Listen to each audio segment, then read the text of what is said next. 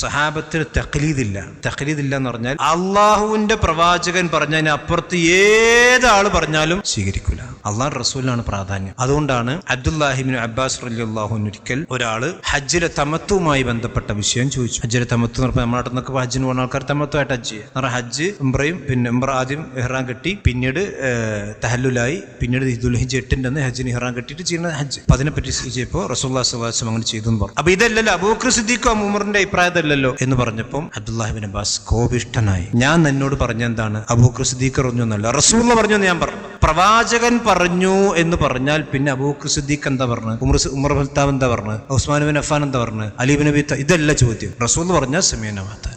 ഏത് വിഷയത്തിലും പ്രവാചകൻ എന്ത് പറഞ്ഞോ അത് സ്വീകരിക്കുക. അതിന്റെ അപ്പുറത്ത് ഇനി വേറെ ഇമാമികൾ പറഞ്ഞു അതുപോലെ അപ്പുറത്ത് ഇല്ല, അങ്ങനെയല്ല. ഈ ഇമാമികൾ എന്താ പറഞ്ഞിട്ടുള്ളത്? ഇമാം മാലിക് പറഞ്ഞു, ഇന്നമാ അന ബശറുൻ ഉഖ്തി വഅസീം, ഞാനൊരു മനുഷ്യനാണ്, എനിക്ക് അബദ്ധം പറ്റാം, അതുപോലെ തന്നെ സുബന്ധം ഉണ്ടാകാം. എന്റെ വാക്ക് റസൂലുള്ളാഹി സ്വല്ലല്ലാഹു അലൈഹി വസല്ലമയുടെ വാക്കിന് എതിരായി നിങ്ങൾ കണ്ടാൽ ഫഖുദൂ, ആ ഖുർആന്റെ സുന്നത്ത് നിങ്ങൾ എടുക്കണം. എന്ന് മാത്രമല്ല ആ ബാക്കിയുള്ളത് നിങ്ങൾ ഒഴിവാക്കണം. എന്റെ വാക്ക് എടുക്കാൻ പാടില്ല. ഇമാം ഷാഫി പറഞ്ഞത് സ്വലാത്തുൽ വുസ്ത എന്ന് പറഞ്ഞ സുബഹി നിസ്കാരം, സ്വലാത്തു ഹാഫിളു അല സ്വലവാത്തി വസ്സലാത്തുൽ വുസ്ത, പിന്നെ സുബഹി നിസ്കാരമാണ് സ്വലാത്തുൽ വുസ്ത. പക്ഷെ ഷാഫിഈ മദ്ഹബില് അസ്ർ നിസ്കാരം, അസ്ർ നിസ്കാരം എന്നുള്ളത് വളരെ സഹീഹ ഹദീസിലുണ്ട്. സ്വലാത്തുൽ വുസ്ത മധ്യത്തിൽ നിസ്കാരം അസ്ർ നിസ്കാരം, ഹാഫിളു അല സ്വലവാത്തി വസ്സലാത്തുൽ വുസ്ത വഖൂമു ലില്ലാഹി ഖാനിതീൻ. പക്ഷെ ഇമാം ഷാഫി പറഞ്ഞു സ്വലാത്തുൽ വുസ്ത എന്ന് പറഞ്ഞാൽ സുബഹി നിസ്കാരമാണ്. സ്വലാത്തുൽ വുസ്ത അസ്ർ നിസ്കാരം എന്നുള്ള ഹദീസ് ഇമാം ഷാഫിക്ക് കിട്ടിയിട്ടില്ല. പതി ഇജ്തിഹാദ് ഇത് പറഞ്ഞതാണ്. പക്ഷെ ഇജ്തിഹാദ് തെറ്റിപ്പോയി. അത് മനസ്സിലാക്കിക്കൊണ്ട് ഷാഫിഈ മദ്ഹബിൽപ്പെട്ട പണ്ഡിതന്മാർ ഇമാം ഷാഫിനെ തിരുത്താണ്. നമ്മൾ ഇമാം പറഞ്ഞ ശരിയെന്ന് പറഞ്ഞിട്ട് നിൽക്കല്ല. അപ്പൊ ഇങ്ങനെ അള്ളാഹുവിന്റെ പ്രവാചകൻ എന്ത് പറഞ്ഞു അത് ആ രീതിയിൽ തന്നെ